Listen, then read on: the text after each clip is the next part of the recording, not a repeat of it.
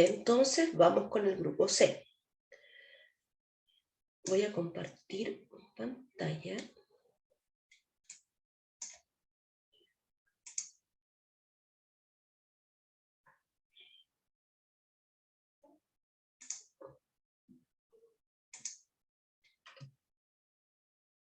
Ya. Estábamos conversando, ¿verdad? De que todas las agrupaciones que se hacen de los trastornos de personalidad es porque tienen algunas características en común. Ya vimos el grupo A, vimos el grupo B, ¿cierto? Que si ustedes se habrán dado cuenta, efectivamente tienen características en común dentro de la forma en cómo se agruparon.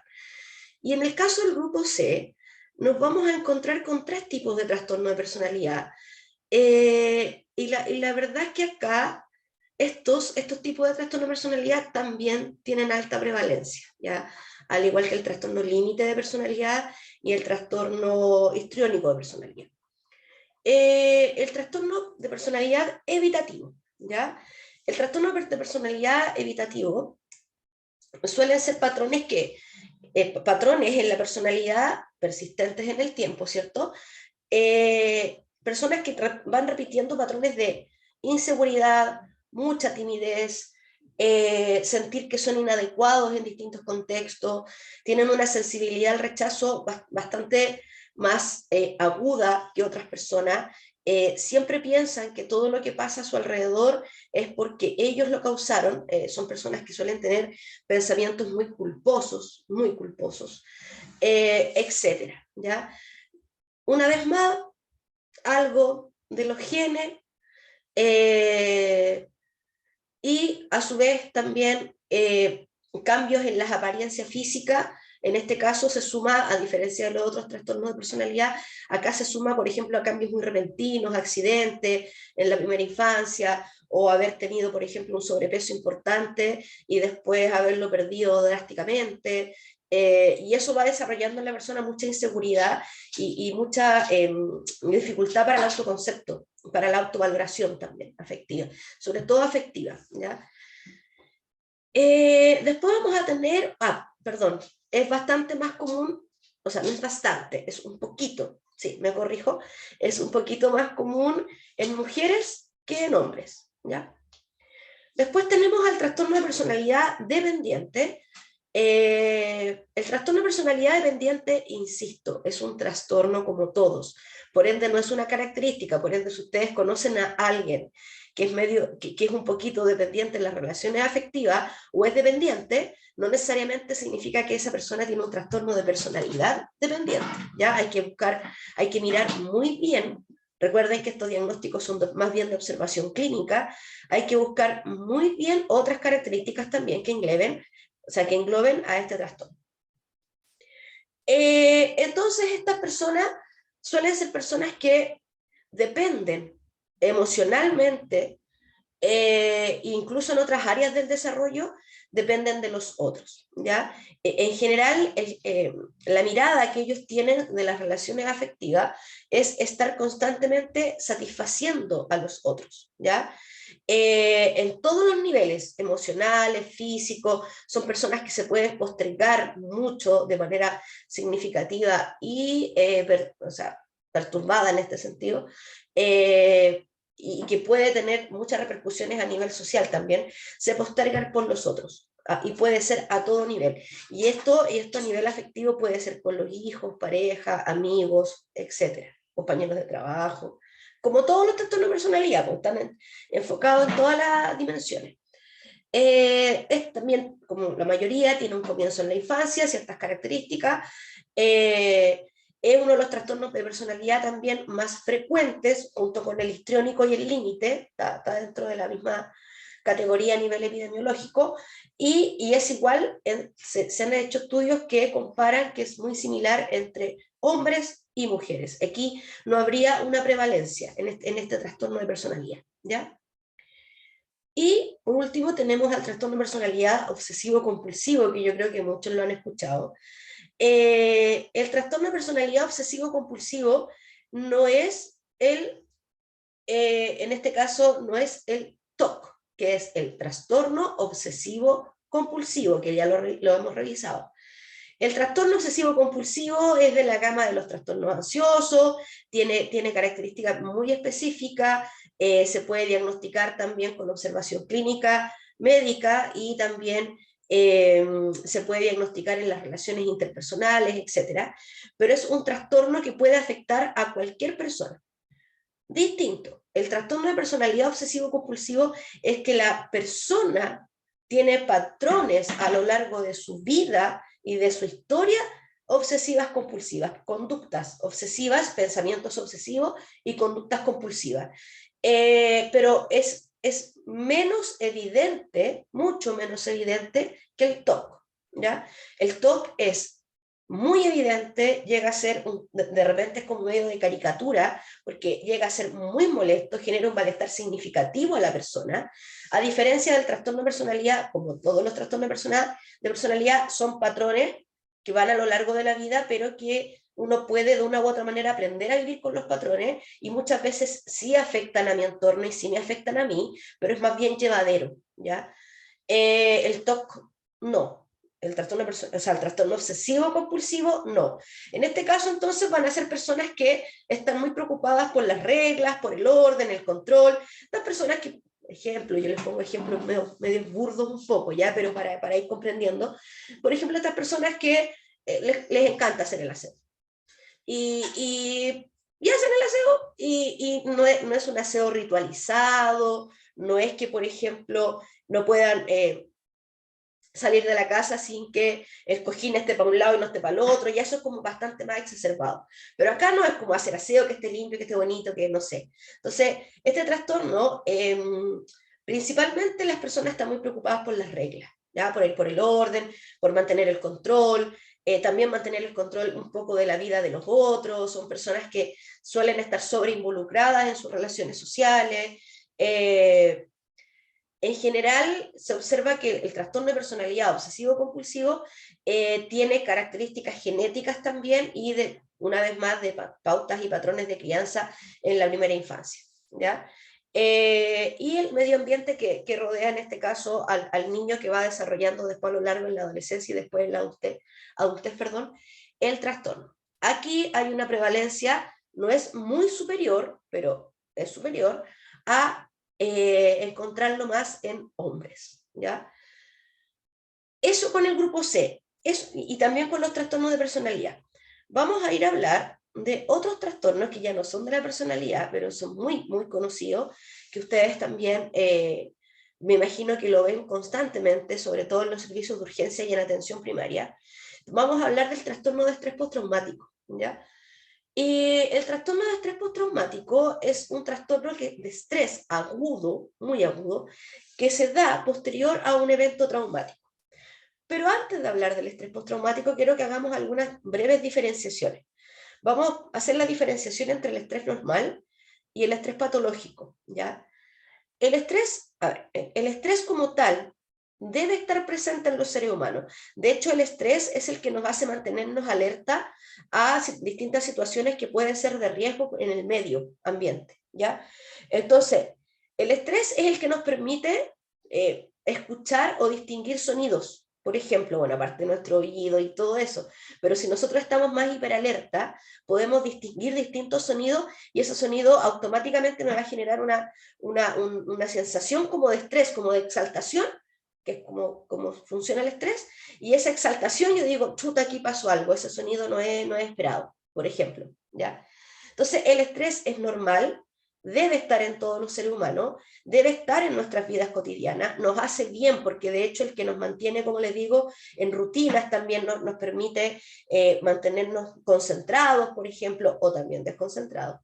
Y el estrés es intrínseco a los seres humanos, desde los cavernarios, por ejemplo, que se han estudiado y se conoce, eso lo saben muy bien los antropólogos, que ellos, por ejemplo, como tenían que cazar para poder comer, ellos habían aprendido a estar constantemente hiperalerta y eso les permitía obtener alimento y también no morir por todas las causas que ustedes saben que pasaban en ese entonces, tema del clima, etc. Entonces, Esto se fue desarrollando a lo largo de la historia y esto fue quedando como en las huellas mnémicas y en la memoria semántica, como que hay un tipo de aprendizaje asociado al estrés. Es como necesitamos tener estrés, no estar estresados, tener estrés en niveles, como yo les decía recién, normales y cotidianos. ¿Cuándo el estrés va a pasar a ser un estrés patológico? En este caso, que puede ser un estrés postraumático, un estrés agudo, un estrés generado también de forma persistente, permanente, que ya molesta en mi vida cotidiana, que no puedo trabajar, que ya estos muchos dolores físicos, porque el estrés tiene manifestaciones más bien psicofisiológicas, entonces muchos dolores de estómago, dolores de espalda, dolores de cabeza, etc. Cuando todo lo que les nombré aparece. Ahí ya deja de ser un estrés esperado, que la persona se moviliza a través de él. Aquí ya es más bien un estrés que está transformándose en algo patológico y que amerita tratamiento y que amerita descanso sobre todo y tratamiento, ya sea psicoterapéutico breve quizá y también tratamiento farmacológico en algunos casos, en las amplias gamas del estrés. Pero acá, como yo les conversaba recién, yo les quiero hablar de, en este caso, el estrés más bien postraumático.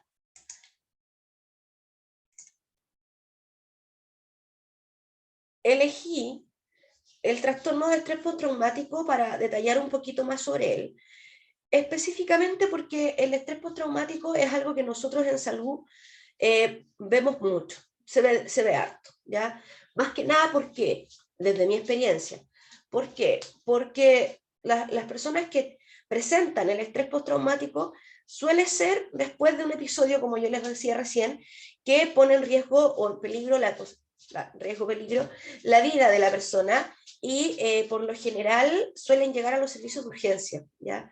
Entonces nos podemos encontrar, por ejemplo, con situaciones de accidentes de todo tipo, nos podemos encontrar con personas que han sufrido violencia o que ejercieron violencia también, se puede ver. Violencia me refiero física, violencia verbal, violencia psicológica, etc. Nos podemos encontrar, por ejemplo, con personas, niños, adolescentes, que han sufrido algún tipo de abuso, en toda la gama de los abusos sexuales, o abuso en el colegio, abuso escolar, bullying, ¿cierto? Etcétera. O sea, por un montón de situaciones que son totalmente inesperadas en la vida de una persona, que son de ocurrencia repentina, aparecen, y que además ponen en riesgo, como les decía, la vida de la persona y también a sus seres queridos también suelen acompañar a estas personas, pero suelen llegar también con un nivel de estrés bastante importante.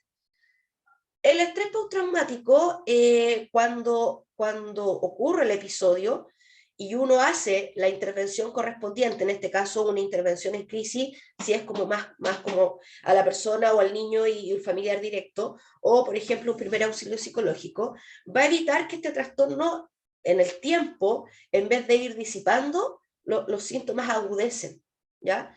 Y es tanto lo que agudecen que incluso hay algunas personas que después de 6 meses viviendo el evento traumático, de 6 a 8 meses, comienzan sin tratamiento y sin una intervención en urgencia o en atención primaria como esperaríamos que correspondiera. La persona, los síntomas van agudizando, hasta que podemos encontrarnos con personas con este cuadro, con este trastorno clínico, con síntomas disociativos, ¿ya? ¿Qué es lo disociativo? Que es como la escisión, que es una característica de personalidad perdón, es una característica que puede aparecer en los trastornos depresivos, por ejemplo. La disociación, o en este caso, la disociación o la que les comentaba recién, suele ser que yo como que me extrapolo de mí mismo. No sé, te voy a tratar de explicarlo lo mejor que pueda. Es como que yo dejo de ser yo, ¿ya? Y tengo pensamientos tan recurrentes asociados al síntoma que finalmente es como que uno dice, oye, esta persona hace 3 meses atrás no era así. Esta es otra persona. Actúa distinto, habla distinto, más desde lo evitativo, se comienzan a aislar, comienzan a perder relaciones interpersonales, todo lo que están constantemente pensando, el pensamiento es muy rumiante en relación a la situación traumática, y finalmente el cerebro llega a, o sea, no el cerebro, en este caso los pensamientos, las emociones llegan a separarse, ¿ya? Y una vez que se separan, nos podemos encontrar con dos tipos de disociaciones. Las disociaciones de la despersonalización o las disociaciones de la desrealización. La despersonalización es una experiencia persistente, como dice acá, a un sentimiento como de desapego conmigo mismo y con los otros. Es como que yo siento que yo estoy viendo la película y no soy el protagonista. ¿Ya? Es como eso. Pasa, quizás no se ve así como tan específico, pero pasa mucho, ¿ya? Es algo que se suele ver, pero se suele ver después de una buena observación, no se ve así como ya esta persona se despersonalizó, no necesariamente, ¿ya? Hay que también hacer un conjunto de factores, etcétera, y hay que observarlo bastante bien porque puede incluso parecerse a una psicosis también, entonces por eso hay que tener harta observación en estos casos. La persona les describe, por ejemplo, es que sabe que siento como que estoy soñando, pueden decir. Siento que esto no me está pasando a mí. Esto no soy yo, no soy yo, esto le pasó a otra persona, no sé, este no fue mi cuerpo, no, esta cicatriz yo no me la hice como usted me dice, no, yo me la hice el otro día jugando con el perro, etcétera. Son cosas que uno puede ir escuchando en relación a el trastorno de estrés postraumático disociativo despersonalizado. Un nombre un poquito extenso, pero así se caracteriza, ¿ya? Y por otro lado, tenemos otra disociación, que es la desrealización, que es como que la persona es como que la persona siente que los otros están viviendo un sueño, que los otros son los que están equivocados, que los otros son los que inventaron lo que a mí me pasó. Y lo que yo tengo, en lo que a mí me pasa, es que como que vivo en una irrealidad, como dice acá, ¿ya? La persona siente el mundo que lo rodea como algo que no existe. El mundo, ojo, relaciones de amistad, relaciones de pareja, a hijos, amigos, sienten que eso no es irreal. Es como, yo siempre pongo este ejemplo, es como que viven y sienten que están como en la Matrix. No sé si alguno ha visto la película, pero ellos más que sentir que ellos están soñando, que es como la despersonalización, acá sienten que el mundo sueña. Y ellos son los que están viendo desde afuera este sueño. En el otro yo siento que yo sueño, yo soy el protagonista del sueño, pero soy el protagonista del sueño, pero lo que pasó fue un sueño, a mí no me pasó en la realidad, ¿ya? Esto es bien específico, la verdad es que se habrán dado cuenta que cuesta un poco diferenciarlo. Hay mucha literatura en torno a esto. Recuerden que esto solamente es un curso, entonces yo lo estoy hablando así como bien en líneas muy generales, y por eso a lo mejor también cuesta un poco entenderlo, porque si profundizamos en esto, se pueden ver casos clínicos, etcétera, y uno que le queda bastante más claro, pero no es el objetivo del curso. Así que si les interesa, yo los invito a buscar bibliografía, hay muchos videos en YouTube también explicativos de este tipo del estrés postraumático, ya sea con una disociación despersonalizada o desrealizada. No suele ocurrir que lleguen tanto a los servicios de urgencia, porque esto se empieza a desarrollar en el tiempo hasta que los otros dicen, oye, en realidad esta persona ya no es la misma. Mi papá no es mi papá, no se comportaba así, anda hablando raro, y ahí alguien le dice, papá, vamos al médico, vamos al CESPAM, te está pasando algo raro, y acuérdate que tuviste ese accidente, etc. Y ahí uno lo puede empezar a ver, pero no es algo que llegue como en el momento porque no es una reacción inmediata, ¿ya? Lo que es inmediato es el estrés agudo, muy agudo, con sintomatología, sudoración excesiva, etcétera, que ustedes conocen, y post a un trauma. Eso es lo que nos podría llegar, por ejemplo, en un servicio de urgencia. Y quizás en APS ya un poquito después, 3 meses, 4 meses, para un tratamiento posterior. siempre que una persona ha vivido estrés postraumático, o sea, en este caso una situación traumática, perdón, o una situación de crisis, es muy recomendable, 100% recomendable, posterior a hacer seguimiento y hacer interconsulta a PROSAM o a COSAM según corresponda. Porque pueden aparecer este tipo de cosas. Y la idea es que no lleguemos a que las personas presenten este tipo de cosas. ¿Ya? Eso, por eso me quise detener acá y quise enfatizar un poco más porque es algo que nosotros también podemos ver de forma frecuente. Y por último, en el tema de los trastornos y como de la psicopatología como tal, nos vamos a encontrar con los trastornos psicóticos. Ya hemos hablado de alguno de ellos desde el principio, de hecho, hemos ido comentando algunas cosas relacionadas a los trastornos psicóticos, ¿cierto? Pero aquí vamos a hacer algunas distinciones. Los trastornos psicóticos son es un trastorno mental episódico, es decir, tiene 1, 2, 3 episodios en la vida de una persona, o pueden ser muchos más, dependiendo si hay un trastorno de base, como por ejemplo la esquizofrenia, o algún tipo de demencia. Y la psicosis siempre amerita una intervención muy rápida, una intervención más bien preparada, por así decirlo, y de servicio de urgencia, ¿ya? Esta psicosis, generalmente las personas tienen ideas y percepciones anormales, ¿ya? Las personas con psicosis pierden el contacto con la realidad. Aquí ya no hay una pérdida con el sentido de la realidad, sino que hay una pérdida del juicio de realidad. O sea, definitivamente no saben dónde están. Pierden todo tipo de control de sus pensamientos, incluso de su cuerpo. Principalmente aparecen los delirios y las alucinaciones. Vamos acá a hacer la diferencia. Los delirios son creencias falsas, ¿ya? Tal como dice aquí, la idea de que alguien me quiere hacer daño, de que alguien me quiere atacar, de que, por ejemplo, esto yo lo he escuchado y lo he visto en persona, en pacientes. No, ¿sabe qué? El otro día yo estaba viendo un programa de televisión y dijeron esto y esto y esto, yo sé que es una conspiración.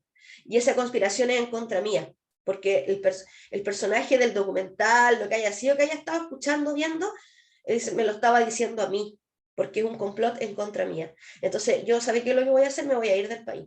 Me voy a escapar porque a mí me andan buscando. Y ahí empieza este delirio, y el delirio aumenta, y cada vez es como más rico, como se dice, en recursos, ¿ya? Aparece más recursos desde el lenguaje, incluso pueden hacer neologismos, que es inventar palabras, o invertir palabras, etcétera, ¿ya?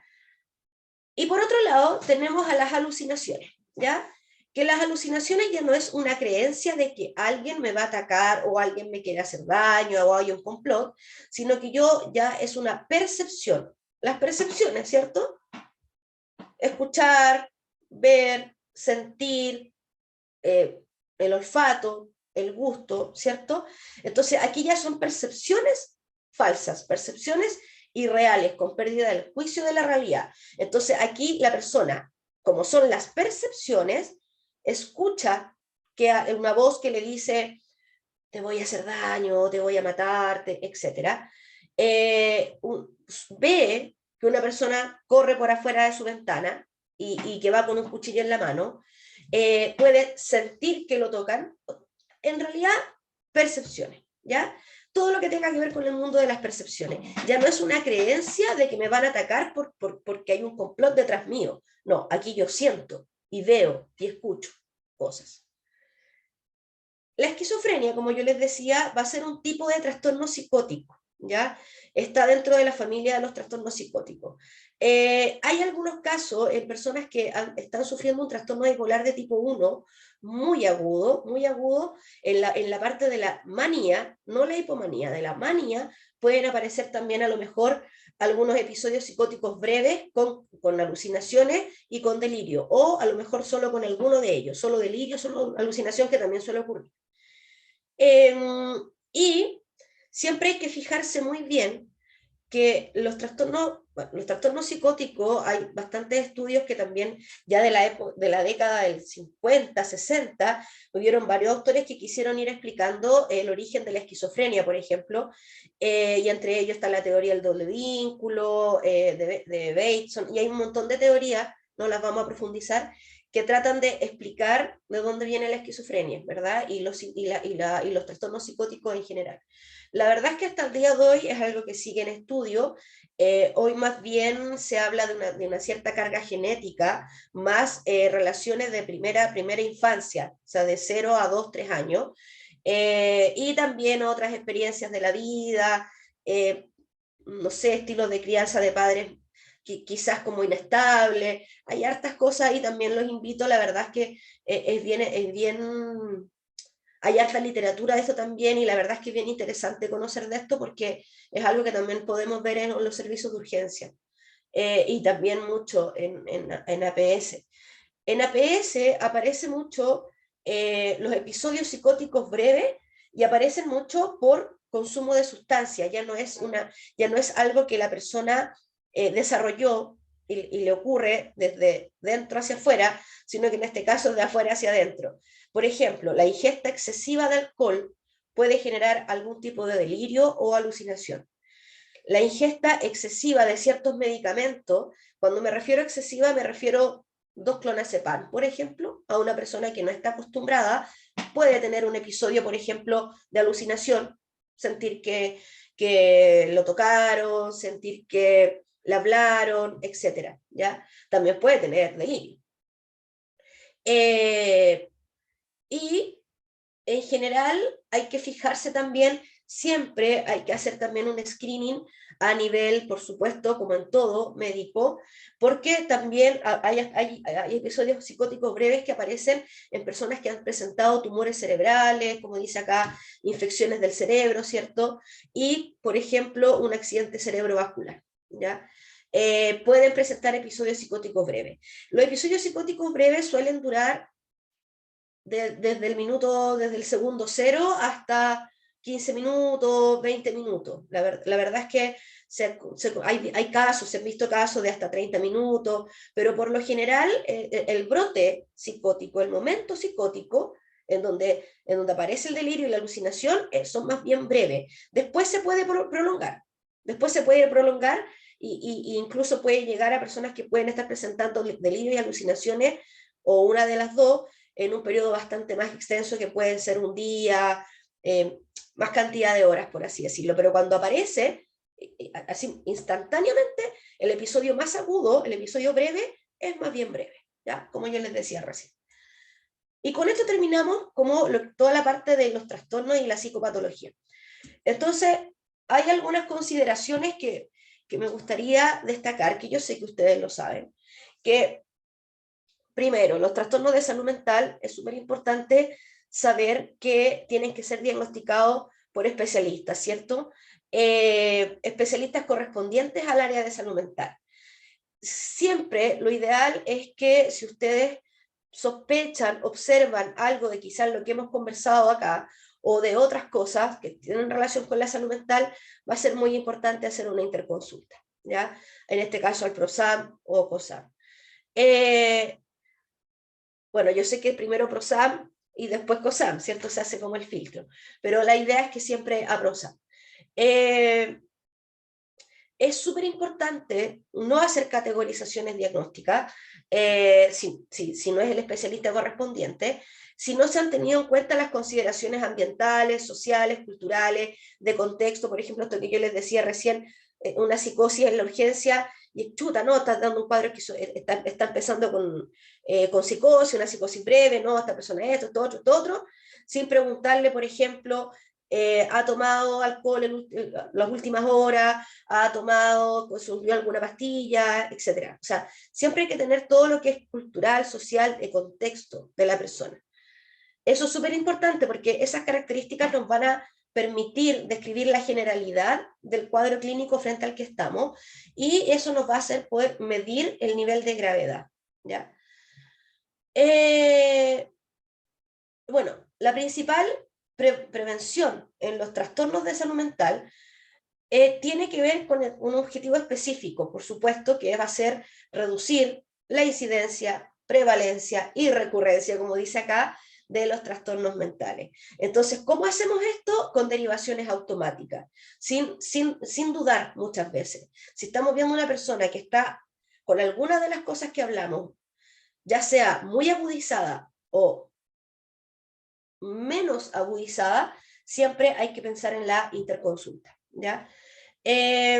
Para justamente evitar que después se transforme en un trastorno mayor, ya en un trastorno que ya va a ser mucho más persistente en el tiempo. Y después hay un protocolo que yo les invito a conocer, a leer, que desarrolló, en este caso, el MinSal, y lo va desarrollando frecuentemente, sobre las intervenciones en crisis que podemos realizar, ya sea a nivel de servicio de urgencia o atención primaria, ¿ya? Y acá yo les adjunté algunas cosas que aparecen en este, perdón, me pasé de largo, en este manual, ¿cierto? Más algunas cosas que agrego yo también en relación a cómo hacer una consejería en una situación de intervención en crisis. Es consejería, ¿ya? No es primer auxilio psicológico, hay que hacer la distinción. La consejería son recomendaciones que yo le puedo hacer a la persona posterior, por ejemplo, a un evento traumático, por ejemplo. Pero los primeros auxilios psicológicos es una contención, como dice su nombre, primer auxilio es una contención emocional posterior a un trauma. Y además se hace de forma individual, ¿ya? No es el objetivo del curso, porque el curso no es de intervención en crisis, por ende no lo voy a detallar, pero les dejo el material y más algunas apreciaciones que considero yo también, porque creo que es muy importante que lo conozcan. Además, el manual como tal está en la página del MinSal también, que es un poco lo que yo saqué de lo que está escrito acá. Les insisto, como no es el objetivo del curso, no me voy a detallar acá, hay cursos completos y diplomados, etcétera, y muchas herramientas educativas con el tema de la intervención en crisis y los PAP, los primeros auxilios psicológicos, pero no es el curso. Entonces, por eso vamos a llegar hasta acá. Yo les dejo esto, espero haber sido lo más clara posible en esta clase. Lean también esto de la intervención en crisis y la consejería no va a entrar en la evaluación final, así que yo solamente lo dejo como un bonus track, porque creo que siempre es muy importante que nosotros como profesionales de la salud sepamos este tipo de cosas, o al menos tengamos algunas nociones básicas, ¿ya? Así que ha sido un gusto este módulo, nos vemos en el módulo 3.